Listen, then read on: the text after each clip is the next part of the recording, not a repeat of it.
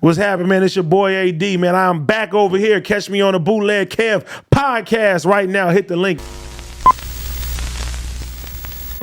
Bootleg Kev podcast, special guest in here, my guy, AD. What's the deal, Bootleg Kev, man? Welcome, man. Happy to be back, man. Yeah, last time you came, it was with Adam. I was like, you gotta get you back here by yourself. Yeah. Well, first of all, man, I'm super proud of you, bro. I'm super proud of you. This guy, I remember this guy every night of the week would be at a nightclub somewhere in the country. Yep. Somehow, I was just always so impressed at your ability to be everywhere. You were like outside. I put more time into going out than putting in work. Than your music career. For sure, everything. Yo, do you think everything? Do you think you catching that record Juice like was a gift and a curse? Because you caught one and then it was like over. Because you were just like everywhere. I wouldn't say it's a gift and a curse. I just feel like I got super lucky and I didn't know what to do after that. So I was like, fuck it. Let the good times roll. Dude, that record was so hard. And then you cut like the hardest dub plates for DJs. A million of them. Bootleg Kev got the juice. But that's shout out to DJ Head because he's the one who told me to give him a custom one. Then I was like, oh, I'm going to make one for everybody. Bro, I play that shit everywhere. Yeah. Because I was like, this says my name in it. Bro. And it was like such a perfect like. That's like an LA staple record. Definitely. You got a few. I got a few. I got some more coming though. I ain't done. Well, listen. Yeah. You obviously, a lot of people more recently know you as a personality. For sure. But you are a veteran LA rapper. Mm-hmm. And I've been fucking with you and supporting you for, it's been a long time. Probably like 8 or 9 years, something like that. Yeah. Getting close to a decade, kind of. Yeah. But just to see you kind of like, because you've always had a great personality. I think you came on our show, freestyled once, and brought a wig. I did. Yeah. I pulled the wig out. And that was actually my baby mama's wig. Yeah, you pulled the fucking, kept it authentic. you pulled the weave out, bro. Yeah, man. But you've always had like this personality, so it's just dope to see you kind of like embrace that shit. You know what I mean? Because I feel like there's like, did you feel like you were fighting any sort of stigma or hesitation to like dive all the way in with that? Because hell yeah. I mean, look, the thing is like when people put their own insecurities on you and stuff like that. You know what I'm saying? They put their own projections on you, and I'm just happy that I've always been a person that listened to myself. So even when I said I wanted to be a rapper, you know, my family at the time, they were like, okay, I'm not mad at them for that, but they couldn't see it. Right. You know what I mean? Like it didn't make sense to them. It was like, wait a minute, you're gonna rap and you're gonna make it, you're gonna do this, you're gonna do that. So it was just like, nigga, I was living at my granny house. I was 25, 26. Right. So, you know, your family looking at you like, man, listen, you grown. Get a job. Right. You feel me? I got my baby mama living there, my daughter. Right. We under one roof, and I'm just sitting there telling them, just having that self-belief and having that faith that something's gonna work. And then something did work. And, you know, that pivoted me, you know, doing music. And, you know, while that was going on, you know, I felt like I kind of got to a ceiling where it was just like, damn, the shit ain't getting no bigger, and I'm watching the shit decline, but still keeping the faith because, you know, I'm like, something is gonna pop up, and then the No Jumper shit happened randomly. Right. You went and did an interview, right? And then it went well. Bro, almost everything in my life that's been very successful for me, like it randomly happened. And I know it's not random. You feel me? That's all God. Yeah. But it just randomly happened. Like a lot of shit I didn't plan for. Yeah. Cause for you, like, were there people, your music industry friends that were like, yo, man, once you kind of go that direction, there's no coming back?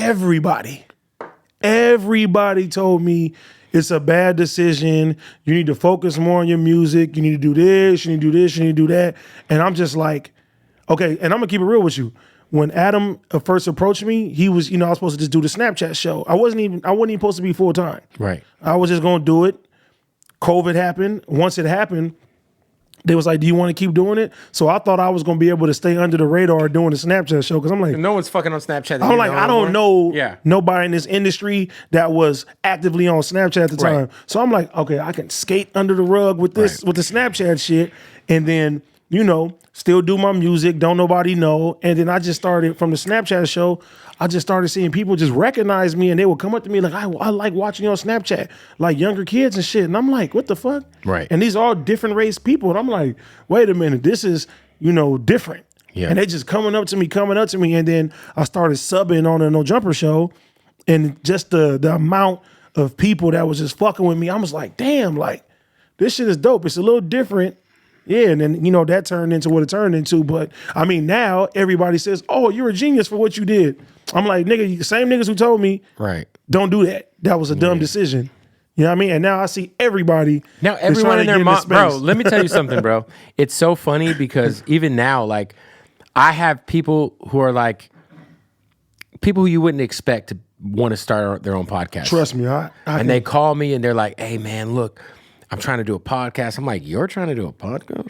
Like, it's just to the point where, like, I feel like it's like with anything, once people see it really, because, like, can you tell me this without getting into your business too much?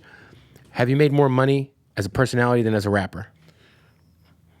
12, 15 times more money as a personality. Okay, I'll say this. 4 years, it took me 4 to 5 years to get a monthly check with music that I can, survive off of. That ain't going extra or anything like that. I passed that up my 3rd week of doing my streams. I mean, my 3rd month. For community? Yeah. Wow. Past 3 years up. Because you were like getting advances at every, I feel like you have an album at every distribution company. Nigga, I had, bro. I feel like you were bouncing around grabbing fucking bags. I mean, I needed it at the time. No, I know. But I remember, I forget, me and you were talking, and I was like, yo, are you on Empire? And you're like, I'm on everything. Shit. We got some shit on Foundation. We got Foundation, Empire, shout out to Fuzzy. We did a deal with Priority. Yeah, you were on Priority. We did everything under the sun. You know what I mean? So it took you 3 months of doing your own shit, not even the No Jumper shit. Not even the No Jumper shit. Right. My 2nd month of the community, I seen the check and I said, what the fuck? Wow. It was game changing. It was life changing. Now, for people who do the or want to do the streaming thing, right? There's a different you obviously are on Caffeine now. Mm-hmm. Shout out to Caffeine. But what for you did you notice was the most before Caffeine came into the picture? Was it YouTube or Twitch that was more? Well, my goal was, and shout out to Ace Boy Pun. Pun bought me a whiteboard, and he was like, you know what? Because we started seeing the No Jumper shit was really working, and Adam gave me my show. Once Adam gave me the show, we started seeing the numbers and everything climb, and everything started happening. And then I tried Twitch 3 times before it worked. So at first, I just wanted to play video games and I was like, oh, I'm good at video games. I can do that. I started playing Fortnite at my crib, at my old apartment. And, I just had my son. Right. You know what I mean? And my son was probably like 1 year old. My son's running around. I don't got no nice background. I'm doing the Twitch thing. 12 people coming. Right. So I get discouraged. I sell all the equipment. Then we came up with a plan with shout out to Seaside Stretch. Shout out to Will. We was like, all right, we gonna turn this streaming shit to something dope. We went and got a spot, bought a stripper pole, we bought all type of equipment, right. And me and Miles Parrish, we ended up teaming up because he already was a partner on Twitch. So we teamed up and we started doing that every Monday. We was calling it the Monday Show, and I think the most we had was like 30 people watching us. Get discouraged again, sell the equipment. Was that after you did No Jumper? Yeah, this is while I'm at No Jumper. I feel like I do remember the Miles Parrish thing. Yeah, so we started that, but it's like it wasn't moving at the pace where I felt like it was worth committing to every month. And I ended up getting my new crib, and I was looking for a 3-bedroom, and the crib was actually 4 bedrooms. And I looked at the bottom and I said, well, this is a whole bedroom. The other bedroom's on the 3rd floor. It's all away from each other. I'm like, this is the perfect setup. I'm like, I got to get this spot. And then right there, I was like, this is where we're going to put all the stuff right here. It's away from the bedrooms. Nobody got to hear me make noise or do anything like that. My kids. And yeah, man, we sat in that room. We got it. And once again, I just wanted to play video games. And the first time that we streamed, and it's been 1 year. We just hit our 1 year anniversary. No, I remember when we did the corner store brunch. I think you guys just started. Just started. Yeah. And we were playing video games, and I seen 200 people in there. I was like, wow. All right, we on to something now. And then it just adapted because all I wanted to do, and on my whiteboard, all I wanted to do was get 500 subscribers just for the year. Yeah. I was like, Pun was like, we're going to start small. We're going to build this up. We're going to do this and do that. And it went from playing video games, because they just start asking me questions while I'm playing the video game. And I'm like, hey. They're like, hey, what about this? They start asking me questions, and I just start answering. So then I'm like, they don't even want to see me play video games. So now they wanted me to talk and do topics and stuff. And, we started implementing them, freestyling. We just showing the personality. Yeah, just shooting the shit. and them numbers just started shooting up. And then we didn't even want to do YouTube. I just said, we Twitch. Shout out to our moderator, Quint Lowe. Quint Lowe was like, I could turn y'all stuff into clips from your streams. And then we were like, okay, whatever. He started, making the clips. We started seeing like, damn, people are really watching the clips on YouTube. And then, shout out to him. He gave us ownership of it. And he, that's my moderator. He works for us now.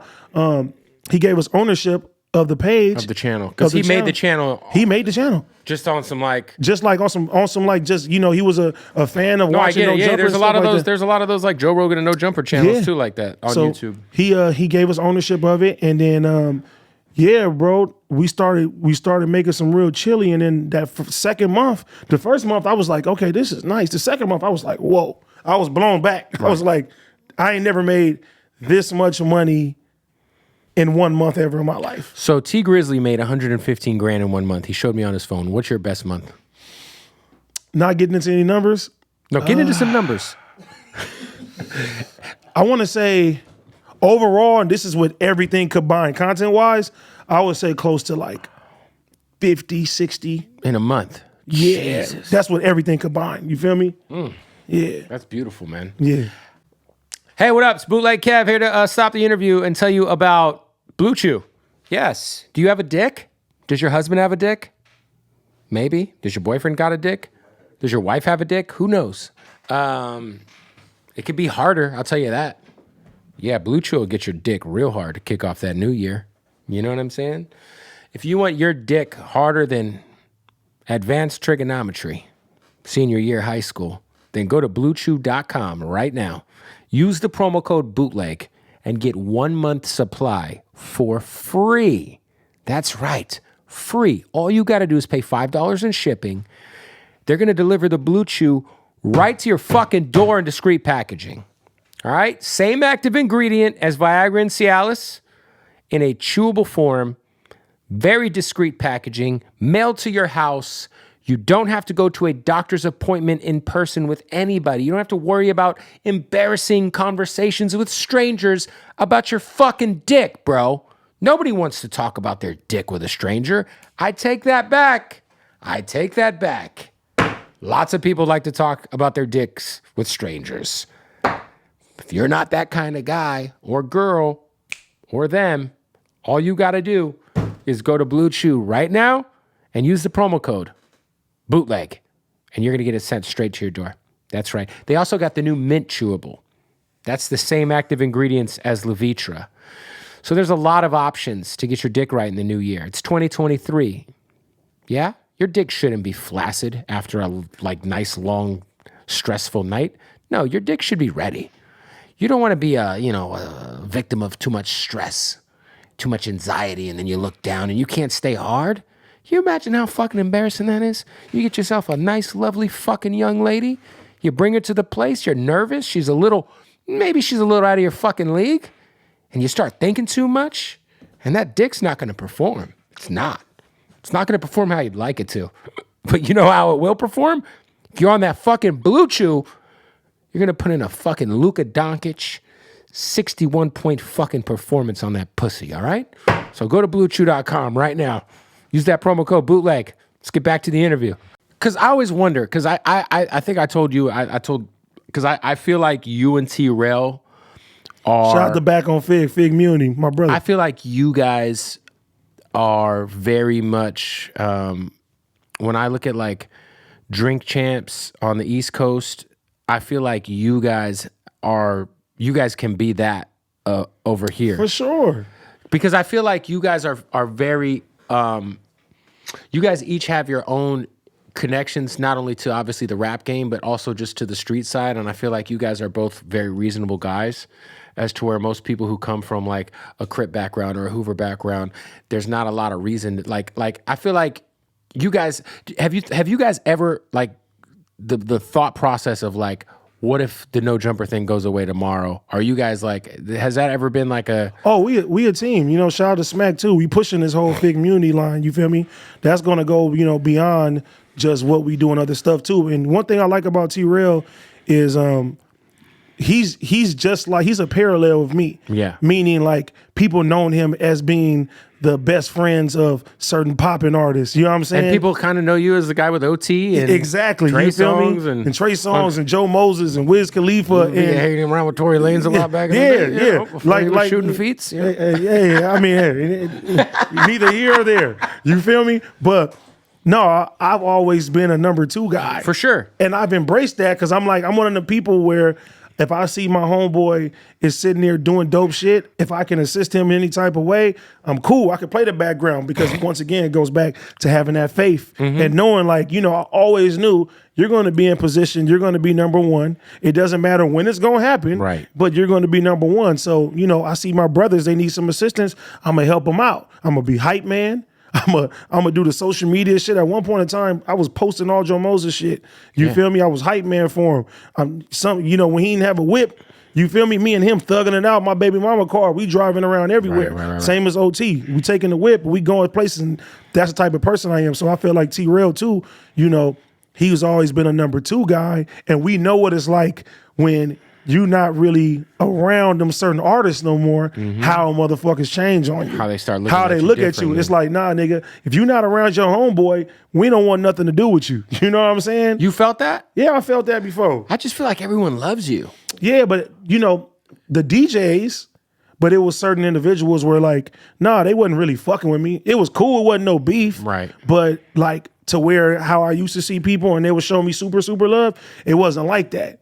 But people always remember, like, man, you always been a cool guy. So as they see me coming up, they like, okay, we'll fuck with him. We'll fuck with him and shit like that. Has OT thought about doing a podcast? He's not thought about doing a pod, but I recently had him on some streams and he's been loving it. So I've literally for a whole year been trying to convince him, nigga, because he loves Madden. I'm like, nigga, get a setup and just talk your shit, because out of everybody in this industry, OT probably got one of the best personalities of all time. Bro, he's hilarious. Hilarious, bro. And people don't, I feel like, because OT doesn't drop albums. He just drops songs. OT has one of the weirdest rap careers ever. Yes. Because this guy has fucking hit records. Hit records. But he doesn't put out any bodies of work. No. He just throws out these moments and then he goes away then he goes to the club. Or he'll pop up on like a RJ album or something. But it's like, it's crazy, all the records sold, and I think he's put out one project.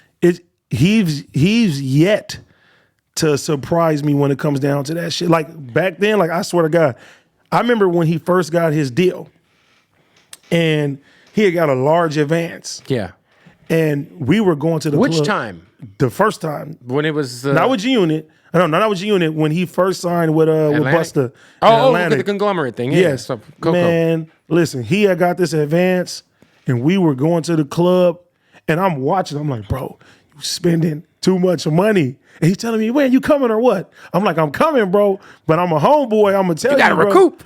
Bro, this is a lot of money you spending. Yeah. We going to the club 10, 15 minutes before it close. Oh, okay, give me some Don P's. Like, give me this. Like, bro, we're not going to finish these bottles. And I'm like, listen, at this time, I'm like, you haven't produced a record yet for these people. You know what I'm saying? And he's like, bro, I got it. Sure enough, it was a video, and I think the song was called Yum Yum. Mm-hmm. We were at the Yum Yum video shoot, and I feel like the label was probably like, okay, he's not doing nothing. You feel me? That man took his own money. He did Coco, took his own money. Shot his own video. It looked like that type of and video. the shit went viral. Yeah. And I watched that. Yeah. I watched that, and my dumb ass was supposed to be in the video, ended up getting there super late. I came at the tail end of it, and I'm like, God damn, nigga missed that viral moment. I feel like OT is one of those artists that we look at as his music is bigger than him. But I feel like if he did a podcast, or he was like, because he's so funny. Bro, if you ever look at his Instagram stories, bro, and that's where I get the shit from. He's just a maniac. He's hilarious. That's where I get the shit from. His Instagram stories are so fucking calculated. And like it's so entertaining. Or just him crip walking. His crip. I mean, by the way, you're a terrible crip walker. Yeah, Big U killed me off. Yeah. We're gonna shout out to Big U, man. Big U, that's kind of the reason why I don't be crip walking no more. I get you shouldn't. No. Yes. Big U got me on a bad day. Listen, I'm gonna tell y'all this too. I was at a lingerie party. You feel me? And I Is it had about the time you went viral?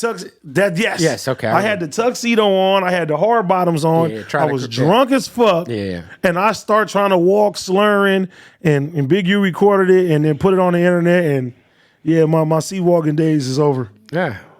Only in private. You feel Leave me? it to OT, man. Yeah. Salute to bro. I think for you, I feel like Adam definitely acknowledges this. You kind of are responsible for like the pivot in No Jumper being like a universe.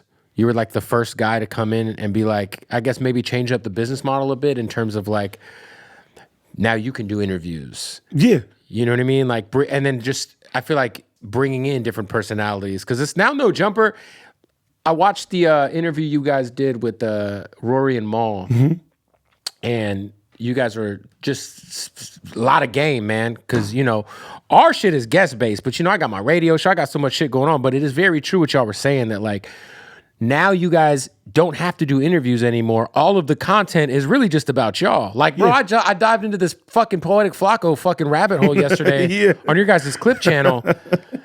And shout out to Flacco. It's all just shit about like y'all. Like you guys have built this fucking crazy universe. Like, is there like when you have the seniority over everybody, but like, do you get paid per like episode, like how it performs? Or are you like on a salary? Like at No Jumper? It's some of both because I have the food show there too.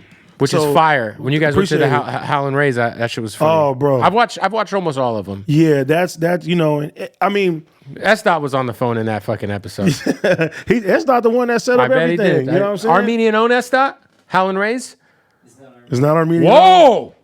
Whoa! Shout out to Howlin' Rays. Nah. Very surprised. It's dope though because, I don't know why Adam believed in me. Right. You know what I'm saying? But he gave me free reign to basically do what I want to do. He's trusted some of the people I suggested to come to the platform. Behind it, even when we're on camera, sometimes they be like, I don't like each other and stuff like that. Like the nigga literally just set up another game-changing play for me behind the scenes that has nothing to do with No Jumper. Fire. So it's like, he's not one of them people that holds the wealth. He'll spread it to you and stuff like that too. And so I appreciate him. He's family forever. Now he definitely seems like I've talked to Adam a lot and I always tell people like he's like a nice guy, dude. Like he's a Grinch though. No, but I'm saying like, dude, even 4 or 5 years ago when I was like originally going to launch my podcast, like he pulled up to my house and did an interview with me in my basement. And it was like, he's always been a very giving dude, at least from what I perceive. If he fucks with you, he fucks with you. For sure. If he don't like you, he's going to ignore you. You know what I'm saying? Like, and it's been people on the team that said, hey man, I used to hit you up. I dissed you. You know what I'm saying? Like, he was like, I didn't see it. People like on No Jumpers? On No Jumper. Wow. Yeah. Like Almighty Suspect or somebody? I ain't saying no names. I ain't saying no names. Shout out to Suspect. It is kind of crazy though, like just some of the intertwinings of like the drama. You somehow always are very, you're like Switzerland. You're very neutral with everybody in that. There's so much craziness going on in that No Jumper building. It seems like. You gotta understand. It's like, well, my background in LA with the politics and stuff like that. I just feel like a lot of people, certain situations ain't that serious. And if I can intervene and, what I'm saying, make that shit help that situation, then I'm going to do that because, I know what it's like to come from different shit and different circumstances. So now that I'm in position over here, I don't want nothing to fuck that up. Right. And a lot of times something somebody else does can affect the whole team. You know what I'm saying? It can affect the money. And I'm like, hey, nigga, don't cut the fucking money. You fuck with my money now, it ain't no more neutral nothing. It's a whole nother ball game. Yeah, because I even look at like the way you handled the Flacco thing. Like yesterday, you were talking like you were kind of being sympathetic to his mental health, bro. Because as a person who had mental health issues, you know what I'm saying. If you ever watch me, I always talk about that. Like I've had super severe anxiety. You know what I'm saying? Once I stopped drinking hard liquor, man, for like 3-4 months, I was super depressed, having insomnia. Like, I just felt like I was at a fucking terrible point in my life. And I know mentally a lot of times, man, especially for somebody like Flacco, he's from North Dakota. He doesn't look like us. He doesn't act like us. He does things that are different, but that, he takes so much fucking hate. And it's like I think it all really started once he had that moment with that dude who spit in his face. Where Yeah, people were 16. like, and you were sitting there like, I didn't sign up for this shit. but even that, like that a situation like that is like you gotta think about that. You get spit on, you feel me? You got everybody talking about you all the time. Yeah, for sure. And it's like that nigga got feelings too. You feel me? And we don't know mentally what he's going through. He seems like a nice guy. He is a DM'd me nice bunch, guy. yeah. And I'm like, God forbid something happened to this man or he felt like he can't take it no more. You feel me? Yeah. I want to at least be like, I'm somebody that was nice to you. You feel me? And I joke on him too. Like I say certain things to him. I call him, I joke on him, I play around, I troll him too. We all do that shit. But at the end of the day, it's not to be malicious. And I care about him and I care about everybody on the team. Yo, what up? We got to stop the interview real quick to tell you about our family over at MyBookie. That's right. Lots going on in basketball right now. Lots going on in the NFL. Playoffs are about to start. Super Bowl's coming up. So much to gamble on. Let's win some money. Go to MyBookie right now. If you sign up for a new account, mybookie.ag, you can gamble from wherever you're at. Yes. Go to MyBookie and use the promo code Bootleg when you sign up for that new account, and they will match your first deposit up to $1,000. That's free money in your pocket that you can gamble with. So if you put $1,000 in your account, they're going to give you another $1,000 to gamble with. So go to mybookie.ag right now. Sign up with that new account one more time. They will match your first deposit up to $1,000. All right. So like maybe you want to put $200 on the Cowboys or some bullshit to win the Super Bowl. You're going to lose that money because fuck the Cowboys. But let's say you do want to put some money on the Cowboys. You sign up, you put $200. They'll give you another $200. On top of that, free money to gamble with. It's called the double deposit bonus, and you can only get it by using the promo code Bootleg. So go to MyBookie right now, sign up for an account. Let's get back to the interview. Were you going to be a part of the Kanye West interview that didn't happen? Yeah. Was that was the Nick Fuentes thing? Uh-huh. So shout out to my guy Guilty. So Guilty is a guy behind the scenes. I don't know how he does it, but he contacts everybody. He's put a lot of this stuff together. The first Nick Fuentes interview, he actually arranged that. I was going to say that was kind of a weird, because I didn't know anything about Nick Fuentes, and I've seen you guys talk about like how we probably. It probably wasn't the most productive conversation. No. I didn't know anything about this dude. And I think I saw Adam talking about it somewhere, or just like people are going to be pissed about this. So I was like, oh, let me see who the fuck this guy is. And I was like, oh, this guy's kind of like a white nationalist. He is kind a of white thing. nationalist. No, but even that situation, that showed me like I have to do my due diligence and Before you talk to anybody. to talk to anybody. Like a lot of times I get to just use my personality and coast on certain stuff, and I'm not even putting myself in a situation where I got to hold it down for my culture and I have to hold it down for my people, being an African American man. So if somebody has viewpoints and they're sitting there saying some stuff to me and I don't know how to counter that, it's kind of like a letdown for my whole community. So that first interview showed me where it's like, okay, I need to be more prepared, and I just can't not study and not, get all the facts before I jump in the ring with somebody like that. Was that a interview that you got negative feedback from like just like you said? Like, did people think you didn't do enough? Yeah, they're like, you should have said this, you should have known this, you should have known that, and I agree. I'm Right. like, yeah, I should have did way better when it came down to that, because not knowing the history, like that's not no excuse. Right. I have all these resources. I'm in position. People look up to me, and I feel like I got to be a good representation for them. So if somebody's coming at my people or saying certain things, like I got to be able to counter that and do it intelligently. So when the Kanye thing was about to happen, I did. You were ready. I was studying for like 3 days. Didn't nobody know. I didn't tell nobody, but right. I literally was deep diving, getting all my facts together, because I'm like, if anybody say anything, I'm about to be there. What ended up happening? They just didn't pull up?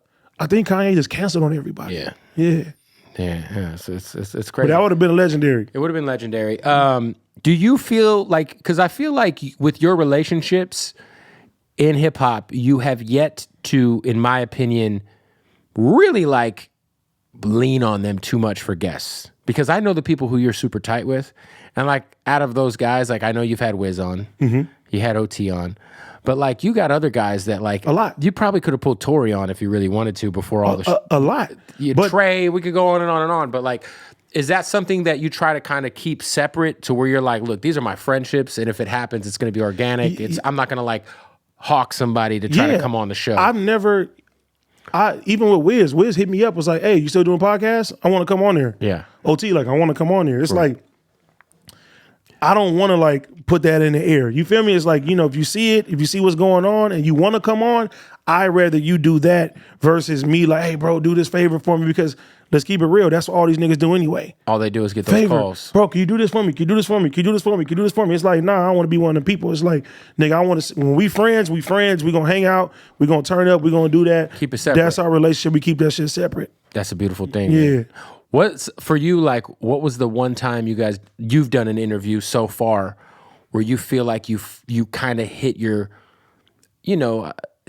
doing interviews like rapping, you get better, you know what I mean? But what was kind of for you like the peak interview where you were like, oh, I felt most comfortable. This was my best conversation.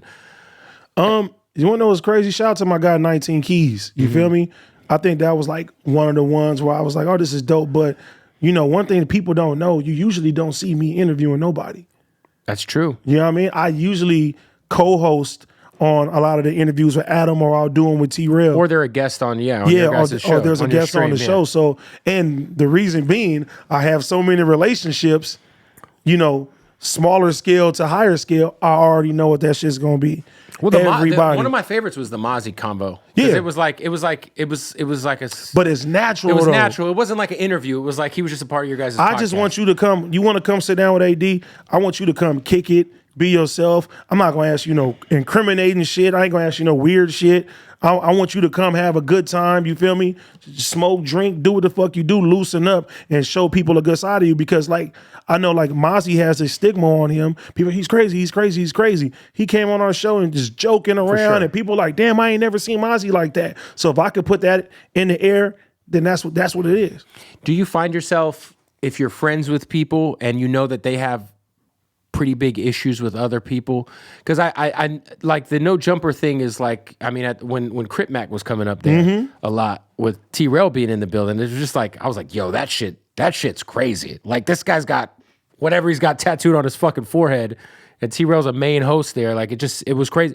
Do you find yourself like turning down shit or not being a part of certain shit, maybe because of the relationships you have outside of being a host? Yeah. I mean, loyalty is always going to be number one in my book before anything. Like, I don't care about shit like that. But, T-Rail is grown enough and he doesn't care. You feel me? If Crip Mac wasn't how he is, T-Rail probably wouldn't have no problem sitting down with him. He sat down with ODM Slim. Right. And I thought that was super big for the culture in the streets of LA. He did the J-Stone shit. Yeah, like shit like that is super dope. So T-Rail has it to where he's looking at the bigger picture of where he wants to be placed in his history. And C-Mac is just C-Mac. You feel me? He stands on his shit. He is who he is, and that's why people love him. So, I mean, situations like that are always going to conflict, and I don't get in the middle of that. But loyalty-wise, like, I got to rock with my guys, right or wrong. Yeah. Have you turned down an interview because you just kind of knew maybe somebody you're a friend with might feel some type of way? Not turn down an interview. I just don't be there. Right. I was just like, hey, if somebody else want to do it, y'all can do it. I'm not gonna be a part of it. Yeah, my name is Bennett, and I'm not in it. Yeah, I'm cool. Like, I ain't gonna block the. Right. You feel me? But yeah, like that's like right now. You my guy. Right. I fuck with you. I can't. Somebody that blatantly hates you. You feel me? Like, or is just super going crazy on you? I can't sit there and call you my friend and go sit down with him or facilitate something knowing that he's about to say something bad about you. Right. I'll be a fake ass nigga for that. That's fair. You and first of all, shout out to China Mac. It's my guy. Because you guys had a very interesting altercation. You guys shot the fair fade. And now you guys are fucking making content together. You inspired him to get his Twitch, his streaming equipment going. It's my guy. To me, that's like a situation where it's like, this is how like issues should be resolved in hip hop. Just in general. Men being men. Yeah, like you guys fucking got it in, kept it moving. And I feel like people need to see that. Right. You know what I mean? And it's crazy that like a lot of people praise that situation when it's not really a big situation. Right. It's like, okay, niggas got down, they did their shit, and they This keep is it some pushing. normal shit usually. It's some normal shit where, you know, but it's like, you know, people are so used to like, okay, we're gonna slide on him, we're gonna do this, we're gonna do that. And it's like, listen, you can have a dispute and, you know, you don't have to go down to blows all the time. Let that be the last resort. That's the last resort. Yeah. Last resort, let that be violence. But just in case you have a dispute with somebody, y'all can sit there and patch that up. And if it can't be handled with words, go ahead and knuckle it up real quick and shake hands and keep the shit pushing. Because, you know, a situation like that, China Mac is one of my dogs. He can come to my house whenever he want to. We about to start filming other type of content, you know what I'm saying, and doing shit together. So, you know what I mean? Yeah, no, he's killing it too. His Mac Eat shit is amazing. Fire. It's amazing. Yeah. When you do the food show with Duno, how do you guys pick the restaurants? Like, is it like we haven't done a Mexican spot? Let's do a Mexican spot. We haven't done a hot chicken spot. Let's shout out to S-Dot because he's been helping us out a lot with that too. And fuck S. and going forward, we about to have a more You guys got to go to Rafi's fucking. You just get the whole Armenian fucking experience. That's stuff put on for your fucking people, bro. He took me to a gang of spots, but now we about to do things a little more differently. We're going to film everything way more structured because I feel like by the time that we got to pick a place, we do it.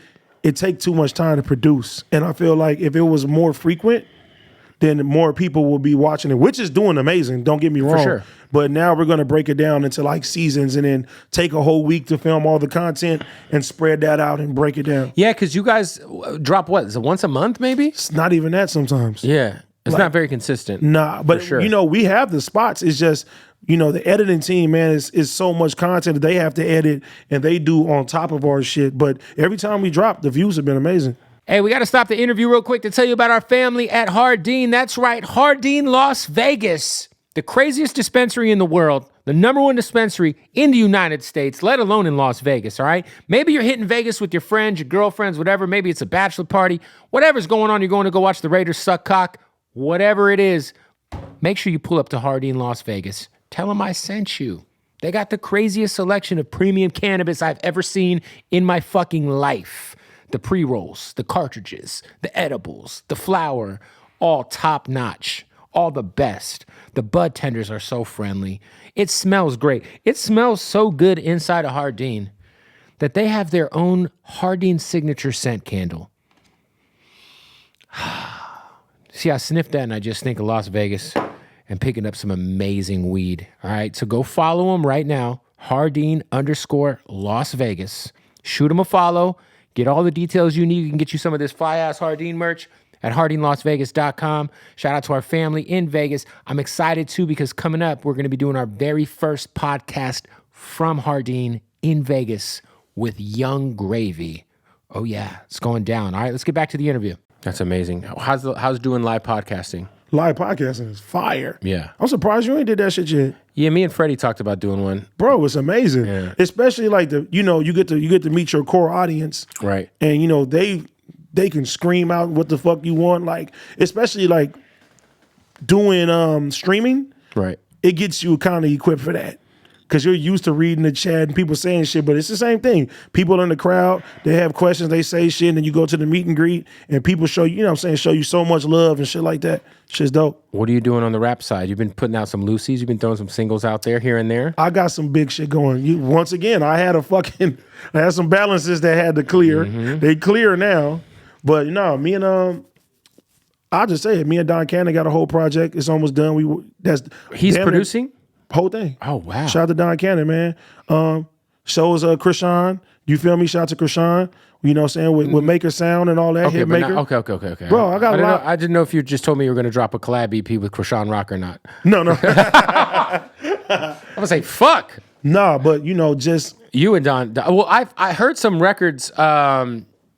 Somebody was playing. I think it was Caston was playing me some. Oh, yeah, he heard some shit. Some shit that was like crazy, like just barring the fuck out. It was like, I was like, fuck. Oh, when you hear me and Krishan shit, shout out to Hitmaker. Like, yeah, we got me and Hitmaker, Krishan. Like, this shit is out of here.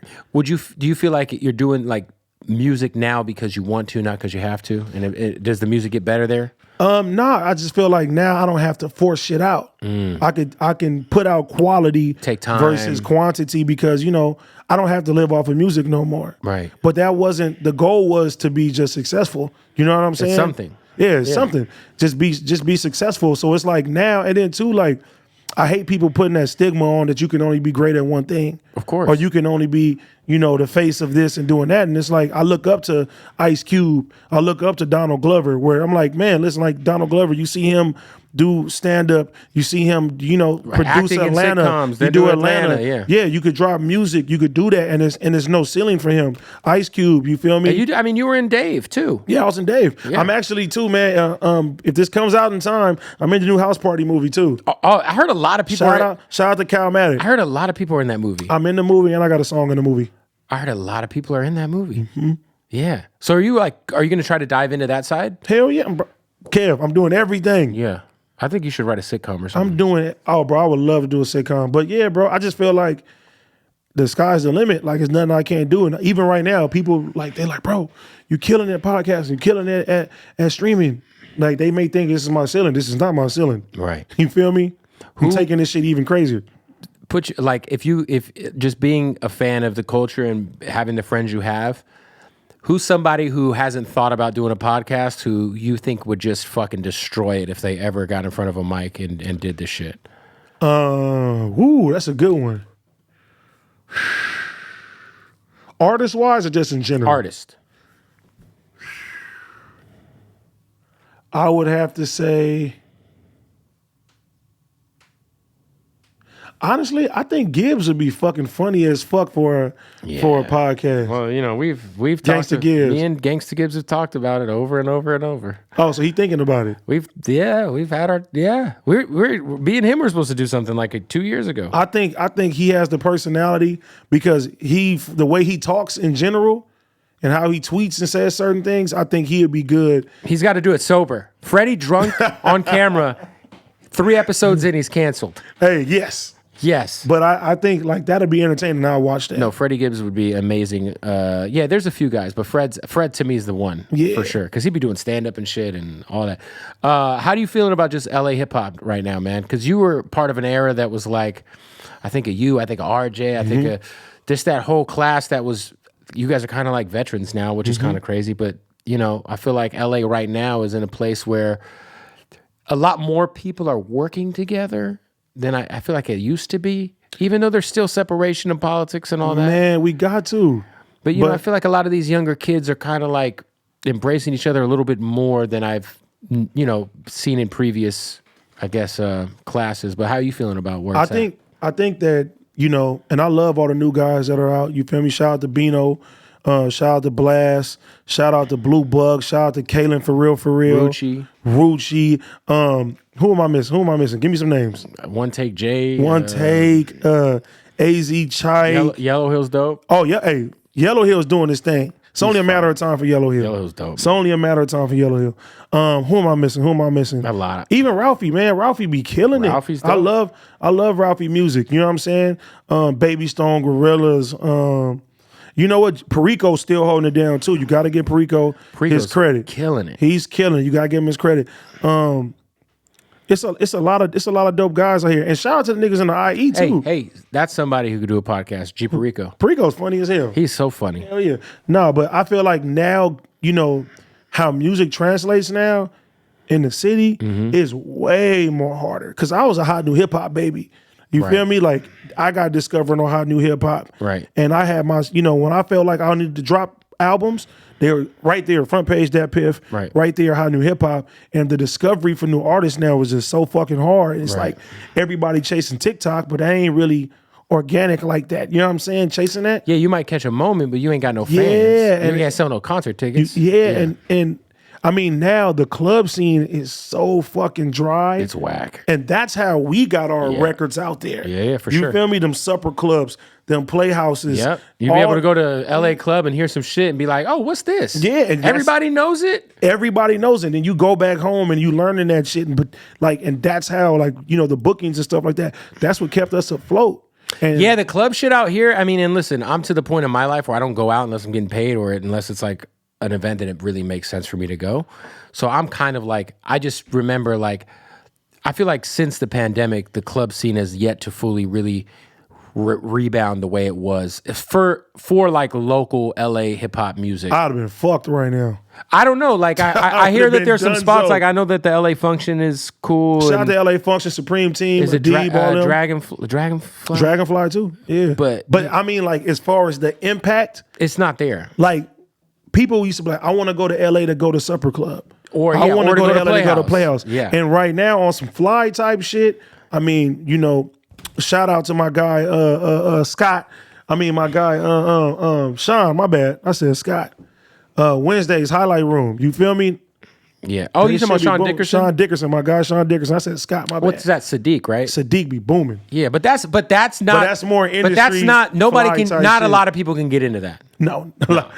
Nobody A bigger can lot. get in. And they're not playing no LA music. They're not but playing no LA music. No. It's a vibe, It's a vibe though. and you'll run into the who's who of the world. Yeah. But there's no like LA culture up there. no, really. but LA culture wise, like I feel like y'all have to stick together now. Y'all have to do music with each other now. Y'all have to do concerts with each other now because I'm really loving all the shows that have been happening at the Roxy. yeah, it's been dope. It's been super Been dope. dope. It's Like been I super just dope. talked to Kalen yesterday. He about to go back on tour. Shout out to Kaylin. Man. Yeah, we got a fire record coming out. Ooh. So that's gonna be the first thing I drop coming back. You and Kaylin? Me and Kalen for real. I mean, you've been dropping records though. Here and there. Yeah. Just to test the waters and see what the climate is like. Yeah. I mean, dude, you're bigger than you've ever been. Yeah. So the music is gonna. But that's the thing. Like if you think okay, so you think about the process of music now, right? And I own a studio now. Yeah. So let's eliminate owning the studio. You have to book studio time. You have to pay the producer. You have to do the song. You got to get it mixed. You got to get it mastered. You got to do the video. You got to put it out, and hopefully, And then you got to shit figure out a way to make money off of that because you're already. For people who don't know, $3,900 every million streams on Spotify. That's it. So, and you have to hope that it accumulates that Right. to get your investment back. Versus, I can go downstairs and make $3,000 tonight. Yo, that's crazy. So, you know, the urgency of it is like, you know, I want to put out shit that I feel is perfect, you know, is dope. I don't have to rush anything. There's no fillers in there. And we can sit there and see if the songs age over time. Because a lot of the shit I did with Canon, some of them songs are almost 3 years old. Right. But it still stands up now. I mean, Don Cannon's that guy. Come on. The production. But that's the difference with the production quality. Yeah. You know what I mean? Like when you're a real producer, you can make them timeless records and you can bring the beast out of artists and stuff. Help me understand something, AD, because you know I'm from Arizona. I was just out That's there. my second home. You know, I love Scottsdale. You do love you some Scottsdale. I got to get you to my new club. Bro, congratulations on that, man. Wait, you doing it with my guys? Corey and Davion, the guys from Corey and International. yep, they're my guys, man. Shout out to them. Yeah, I'll be out there Thursday. Hey, we got to stop the interview to tell you about our family at Odd Socks. That's right, the most comfortable socks in the motherfucking world. Go to oddsocksofficial.com right now. Use that promo code BOOTLEG, and you'll save 20% off. Christmas time is coming, and let me tell you something. Their Black Friday sale, if you're watching this before Black Friday, you might be watching it after Black Friday. But if Black Friday hasn't came yet, just like Cyrus hasn't came yet, it's been a while, he's on a drought. Guess what? Oddsocksofficial.com, promo code BOOTLEG, 20% off, plus whatever the fuck else is going on with their Black Friday sale. And let me tell you, they got some new licenses we got to talk about, boys. My particular favorites. One of the greatest shows of all time. They got the Beavis and Buttheads. You know what I mean? And this is really a big deal. The Big Lebowski. That's right. The greatest movie to ever exist. And shout out to all you rappers and people who be pouring your lean into this bullshit. Some Mountain Dew Baja Blast socks.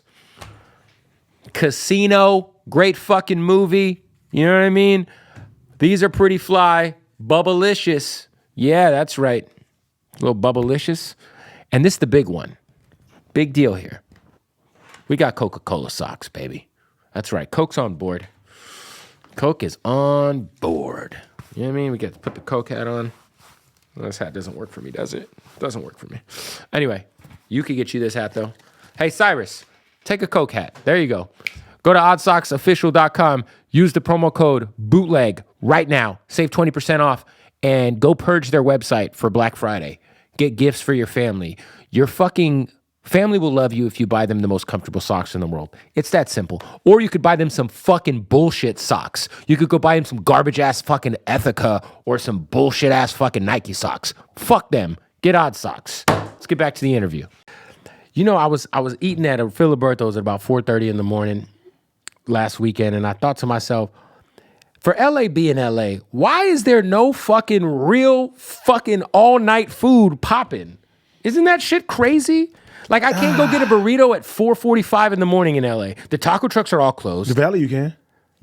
Where? Crave, nigga. Crave Cafe. Where the fuck is that, bro? Nigga, it's literally. Is there a drive-thru? It's like 3 of them out here. Is there a drive-thru? No drive-thru. Then fuck out of here. I want to drive through and give me a fucking California burrito at 4 in the morning. True. And it's like, it's LA. You could Postmate it. Fuck Postmate. You know what? They got I'm a that white. Postmate They got king. that white hut shit. The Great White Hut that they just opened in North Is it Hollywood. good? It's good enough because it's the only fucking thing you can get food from. Guess what? It's a drive-thru? No drive-through. There's just certain shit about LA that really bothers me because it's LA and it should be like, Should be booming. it should be all night. I should be able to go get food. I should have more options than Jack in the Box is all I'm saying. I know. I be trying to like, let me hurry up and go to the hibachi truck before, you know what I mean? We need to open it all. I think if I was telling Estot this, I was like, bro, I'm trying to open an all night, just 24/7 spot because I feel like it would boom out here. It would though. Because there's nothing. Do you think there's any like restrictions against that? That's why they don't do it? I don't know. I just know I live in Burbank and the Armenians be closing down early, bro. Early. Yeah. Because I can't get nothing. I got to go to Jack in the Box. You live in Burbank? Adjacent. Are you worried about bringing people to your house when you do the stream? No, because everybody that I bring, like, I trust with my life anyway. And Everybody? everybody. Okay. And honestly, like, I don't live in fear. And if it has to go there, I'm prepared for it. Because I bought a new house in Burbank and I have like this huge building behind my house. And I was like, I could totally do the podcast right here. I was like, well, fuck that shit. Well, that's kind of like what, the goal is now is to buy a compound and buy a hub so we don't have to just bring everybody people to to your the home. crib. What's it like?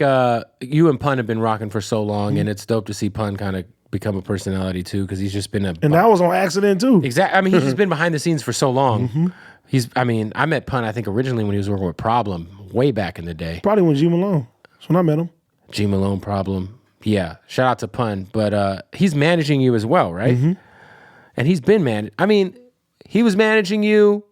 When was it? Was Adrian managing you at the same Me and time? Adrian. Yep. Adrian Swish. Shout out to Swish. Swish helped me out tremendously. Yeah. When it come down to that. That's my brother. Always will be my brother. Pum was one of the people that I appreciate, continue to rock with me because I was not making this money for a long period of time. And he was still fucking with you. And everybody was telling him, why the fuck do you fuck with AD so much? Right. You know what I'm saying? He always told people, hey, when he finally settles down, When he figures it out. he gonna pop. He gonna do it the right way. And I'm just glad that now people see like, okay, you had your eye on the right person. For sure, man. And you're killing it. I'm proud of you, bro. It's dope to see you. I mean, I watch your shit all the time. Man, I appreciate it, bro. I'm like- proud of you, bro. I'm like, damn, this nigga Kev, bro. We doing our thing, man. Kill it. We be You know what I'm saying? New spot coming. Yeah, I'm doing my thing. Yeah. You know what I mean? But That it's was good. it's dope to see what you're doing, bro. And I think like real shit, the sky's the limit, dog. You just gotta fucking keep doing your thing. Keep pressing your line. Oh, bro, especially for this year, I got so many things we about to do. Yeah. Is it like weird going out in public and getting recognized for just being like a guy who talks shit now? I honestly like that shit. Yeah. Yeah, it really gets me when I see like a mom don't know who I am, and it's like her 3 teenagers run to me, hey D, hey, how you doing? The mom comes over there like, okay, you must be somebody. Right. You know what I'm saying? Yeah. Yeah. That's a beautiful thing, man. Well, I like listen, I that. appreciate you for pulling up, bro. Make sure you go follow my guy. Go watch at the end of the day. Go Watch at the end of the day. Community. Watch We Hungry. Watch Community. Watch Back on Fit. Watch Ace Boys Worldwide. Watch Ladies Night. We building all this shit. What's Ladies Night? Ladies Night is punching on Tuesdays, man. So shout out to Barbie. Shout out to Illa. Shout out to Auntie. Pun, who had the fucking Zoom strip club going up during the pandemic. I remember I got in once and I was like, whoa. Did you go to the Zoom strip club? No, you wouldn't. You know, he wouldn't. No, he wouldn't. Only if it was men. You know what's crazy? He told me one time, you guys always want to eat with women. No one wants to eat with me. Oh, my God. I appreciate you, brother. Man, appreciate you, bro. You already know. Boom.